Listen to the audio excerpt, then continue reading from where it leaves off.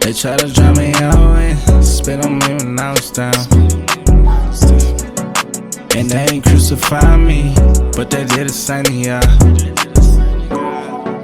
I ain't lying, I ain't lying. Tired of all my people dying. I ain't lying, I ain't lying. I'm tired of all my people dying. Tired of all these mamas crying. Thursday baby steady dying. We need to stop all of this violence and keep quiet. I ain't lying. Tired of all my people dying.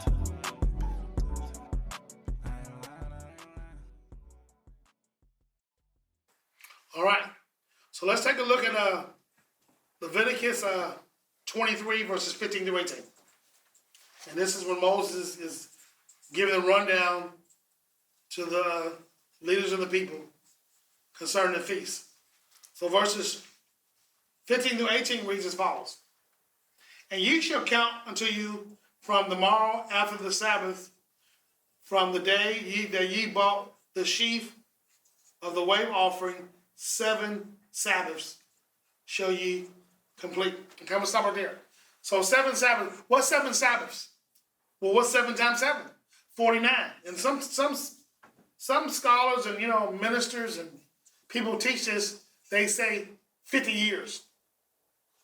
But I'm glad Yahweh put them there because this holy day, this Kadesh day, Shavuot, is connected to the year of release. Every 7 years, all slaves go free. This is the law of the land. Every 49th year was a jubilee. Everybody's debt was released. Okay? Every 50th year, every slave was free, and every debt was relieved. It don't matter if they still owed you. They had to release the debt. Just like Yeshua released our debt on Calvary's altar. Only thing we have to do is repent by way of death, burial, and resurrection, and we're forgiven completely. And it costs you more to maintain that than getting it, because it cost him to purchase for you. He purchased your salvation for you, but you have to maintain it and keep it. Okay? You have to work out your own salvation with fear and trembling. And this is why it's easier to fall in the category of the Revelation 18 verses 4 category. He says, come out of my people. Come out of Babylon, okay? Many will be destroyed in Babylon because they don't want to leave Babylon. But, in hindsight, we really need to be thanking the Most High for giving us an understanding of how these things work. How these things work. How do you work out your salvation with fear and trembling? You remember when you get the Rubik's Cube? How long did it take you to get that Rubik's Cube? I got one side right. I got the blue side right. But it took me a while to get all the colors, the orange, the white, the red, and the yellow side all together. I had to work it out, My father was a checkers champion and chess champion, And one of the games he taught us was checkers and chess. Life is a strategy. It's the moves you make, You don't want to move too soon, but you don't want to take too long of a time, taking too long to move, And this is why it's important that we're constantly prayed up. We're constantly in the Word. How can you work your salvation out with fear and trembling and you're not even in the Word? Okay? So the chessboard is just life. Okay? Think of the chessboard or the checkerboard as life. In different stages of your life, from 1 to 7 years old, 8 to 15 years old, 15 to 20 years old, so forth, 40, 60, you know what I'm saying? You're taking pieces with checkers and making moves in life. When you're playing chess, you have a rook.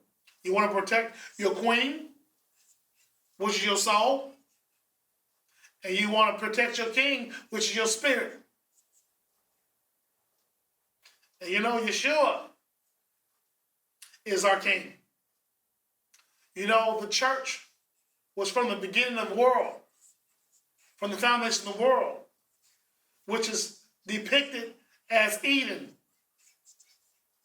Because we know Adam was a high priest. He was a king. We know only high priests and kings minister. And Yahweh appointed Noah to minister in Eden. But he lost his place through eating that or partaking in that which was unlawful. And that's what sin is. Participating and tasting and indulging in things not permitted. But as you are learning how to work out your salvation, how with fear, you have to fear God.